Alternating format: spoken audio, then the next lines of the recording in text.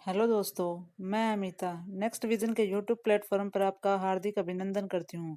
दोस्तों, आज हम 12 मई 2020 का करंट अफेयर डिस्कस करने वाले हैं। 12 मई 2020 का करंट अफेयर डिस्कस करने से पहले देखते हैं कि इतिहास के पन्नों में 12 मई की क्या महत्वपूर्ण बातें रही हैं। दोस्तों, 12 मई 1915 को क्रांतिकारी रास बिहारी बोस ने जापानी नौका सानुकी मारू पर सवार होकर भारत छोड़ा था। आज ही के दिन 1925 में उज्बेकिस्तान और किर्गिस्तान स्वायत्त सोवियत गणराज्य बने। 2002 में आज ही के दिन मिस्र, सीरिया व सऊदी अरब ने पश्चिमी एशिया मामले में शांति समझौते की इच्छा जताई। आज ही के दिन 2003 में सऊदी शहर रियाद में अलकायदा के हमले में 26 लोगों की मौत हुई।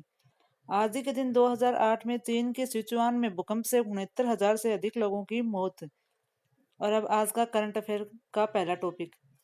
किस राज्य सरकार ने प्रवासियों को राहत देने और सरकारी योजनाओं और नौकरियों से प्रवासियों को जोड़ने हेतु प्रवासी राहत मित्र नामक एक नया ऐप लॉन्च किया है? तो वो उत्तर प्रदेश की सरकार ने। यूपी सरकार ने के अनुसार इस ऐप को लॉन्च करने का उद्देश्य इन मजदूरों को विभिन्न योजनाओं का लाभ दिलाना है। साथ ही ऐप की सहायता से मजदूरों के स्वास्थ्य पर निगरानी रखने में भी सहूलियत होगी। सरकार के विभिन्न विभागों द्वारा आपस में सूचना का आदान प्रदान कर इन प्रवासी नागरिकों के रोजगार और आजीविका के लिए नियोजन एवं कार्यक्रम बनाने में मदद मिलेगी। इस ऐप की मुख्य विशेषता यह भी है कि इसमें ऑनलाइन के साथ साथ ऑफलाइन भी काम कर सकते हैं। और अब आज टॉपिक नंबर 2। राष्ट्रीय प्रौद्योगिकी दिवस किस दिन मनाया जाता है? तो वह 11 मई को। यह दिन भारत की विज्ञान में दक्षता एवं प्रौद्योगिकी में विकास को दर्शाता है। इस दिन राष्ट्र गौरव के साथ साथ देश अपने वैज्ञानिकों की उपलब्धियों को भी याद करता है। विज्ञान एवं प्रौद्योगिकी मंत्रालय इस दिन प्रत्येक साल राष्ट्रीय प्रौद्योगिकी दिवस मनाता है। प्रौद्योगिकी एवं विज्ञान मंत्रालय के द्वारा उनके विभाग में विभिन्न कार्यक्रम आयोजित कराए जाते हैं। इस दिवस को तकनीकी रचनात्मकता, वैज्ञानिक जांच, उद्योग और विज्ञान के एकीकरण में किए गए प्रयास के प्रतीक माना जाता है। Topic number 3। Moody's investors service ने हाल ही में मौजूदा वित्त वर्ष के लिए भारत की आर्थिक वृद्धि दर के अनुमान को घटाकर कितना प्रतिशत कर दिया है? तो वो है 0%। मूडीज के मुताबिक भारत की सकल घरेलू उत्पाद जीडीपी कम रहेगी। कोरोना वायरस की वजह से देश की अर्थव्यवस्था का संकट बढ़ता जा रहा है। मूडीज ने अपने नए पूर्वानुमान में कहा कि वित्त वर्ष 2020-21 में भारत के सकल घरेलू उत्पाद की वृद्धि शून्य रह सकती है। इसका मतलब है कि देश की जीडीपी की स्थिति इस वित्त वर्ष में शून्य रहेगी। एजेंसी ने हालांकि वित्त वर्ष 2021-22 में वृद्धि दर के 6.6% पर पहुंच जाने का अनुमान व्यक्त किया है। मूडीज ने पिछले महीने के अंत में कैलेंडर वर्ष 2020 में जीडीपी वृद्धि दर का अनुमान घटाकर 0.2% कर दिया था। Topic number 4। कोविड 19 की वजह से संकट में गिरती अर्थव्यवस्था को सुधारने के लिए यूएसए सरकार ने कितने कर्ज लेने का फैसला किया है? तो वो 3 खरब अमेरिकी डॉलर। अमेरिकी ट्रेजरी विभाग ने हाल ही में यह घोषणा की है कि अमेरिका का कहना है कि कोरोना संबंधी राहत पैकेज के कारण उसका बजट 250 खरब डॉलर से भी ज्यादा हो गया है और अब दूसरी तिमाही में उसे यह कर्ज लेना ही होगा। विशेषज्ञ इसे 2008 की मंदी से भी बुरे हालातों की तरफ इशारा कर रहे हैं। पिछली तिमाही जनवरी से मार्च 2020 में अमेरिका की जीडीपी में 4.8% की गिरावट आ चुकी है। तो वर्ष 2020 में अमेरिका की जनता के द्वारा लिए गए लोन सहित अमेरिकी बजट का घाटा 3.8 खरब अमेरिकी डॉलर से हो गया है। Topic number 5। चीन के समर्थन वाले एशियन इंफ्रास्ट्रक्चर इन्वेस्टमेंट बैंक ने हाल ही में किस देश को कोरोना वायरस से निपटने के लिए 3,800 करोड़ रुपए का लोन मंजूर किया है? तो वो है इंडिया की गवर्नमेंट। दुनिया भर में जारी कोरोना वायरस के कहर के बीच तमाम देशों की अर्थव्यवस्था को तगड़ा धक्का लगा है। AIEIEB ने कहा कि यह लोन भारत सरकार को सार्वजनिक स्वास्थ्य तंत्र को बेहतर बनाने, भविष्य में ऐसा कुछ दोबारा होने से रोकने और ट्रांसमिशन को सीमित करने के लिए है। यह परियोजना चिकित्सा उपकरणों की खरीद, रोग का पता लगाने की क्षमताओं और अनुसंधान को बढ़ाने का भी समर्थन करती है। Topic number 6। किस भारतीय कंपनी ने 14 मई को राइट्स इश्यू लाने का ऐलान किया है? तो वो है रिलायंस इंडस्ट्रीज। इस राइट्स इश्यू में योग्य शेयर धारकों को उनके पास मौजूद हर 15 शेयरों पर एक शेयर खरीदने का अधिकार मिलेगा। जिनके पास रिलायंस के शेयर नहीं है वो इसमें हिस्सा नहीं दे सकते। रिलायंस इंडस्ट्रीज को बीएसई और एनएसई से राइट्स इश्यू लाने की अनुमति भी मिल गई है। राइट्स इश्यू में उनके पास मौजूद हर 15 शेयरों पर एक शेयर खरीदने का अधिकार मिलेगा। कंपनी इस इश्यू में 42 करोड़ 26 लाख 26 हजार 894 शेयर ऑफर कर रही है।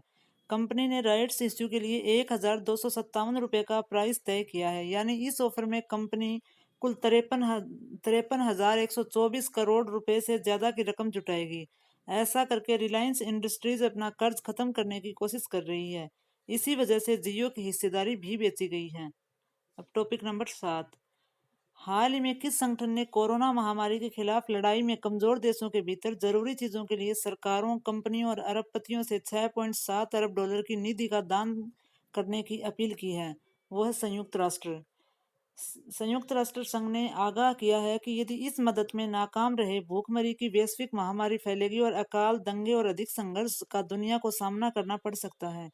संयुक्त राष्ट्र के मानवीय सहायता प्रमुख मार्क लोकॉक ने कहा कि 25 मार्च को संयुक्त राष्ट्र की ओर से की गई 2 अरब डॉलर की शुरुआती अपील तो इसलिए को बढ़ाया गया है क्योंकि आय कम होने और नौकरियां जाने की घटनाएं बढ़ गई हैं। साथ ही खाद्य आपूर्ति घटने तथा महंगाई व बच्चों को भोजन न मिलने पर उनका टीकाकरण न होने के शक से पहले ही मिलने लगे हैं। Topic number 8। फेसबुक और सिल्वर लेक के बाद अब किस कंपनी ने जियो प्लेटफॉर्म्स का 2.32% हिस्सा 11,367 करोड़ रुपए में खरीदा है? उत्तर है विस्टा इक्विटी पार्टनर्स। यह अमेरिका की प्राइवेट इक्विटी फर्म है जो दुनिया भर में टेक्नोलॉजी के सेक्टर में निवेश करती है। यह डील 11,367 करोड़ रुपए में हुई है। यह निवेश जियो प्लेटफॉर्म्स के इक्विटी मूल्य 4.91 लाख रुपए और एंटरप्राइजेज वैल्यू 5.16 लाख करोड़ रुपए पर किया गया है। कर्ज मुक्त कंपनी बनाने में जियो का हिस्सा बेच रही रिलायंस मुकेश अंबानी RIL को कर्ज मुक्त कंपनी बनाना चाहते हैं। इसी के तहत जियो प्लेटफॉर्म की हिस्सेदारी बेची जा रही है। जियो प्लेटफॉर्म रिलायंस इंडस्ट्रीज की डिजिटल सब्सिडियरी है। 22 अप्रैल को फेसबुक ने 43,574 करोड़ रुपए में जियो के 9.99% हिस्सा खरीदने का ऐलान किया था। इसके बाद 4 मई को अमेरिकी इक्विटी निवेश कंपनी सिल्वर लेक ने 5,656 करोड़ रुपए में 1.15% हिस्सेदारी खरीदी है। Topic number 9। मध्य प्रदेश के मुख्यमंत्री शिवराज सिंह चौहान ने कारखानों में काम की अवधि 8 घंटे से बढ़ाकर कितने घंटे कर दी है? तो वह 12 घंटे। मध्य प्रदेश के मुख्यमंत्री शिवराज सिंह चौहान ने कोविड-19 से प्रभावित उद्योगों एवं व्यवसायों को पुनः पटरी पर लाने के मकसद से विभिन्न कदमों की घोषणा करते हुए कहा कि प्रदेश में सभी कारखानों में कार्य करने वालों की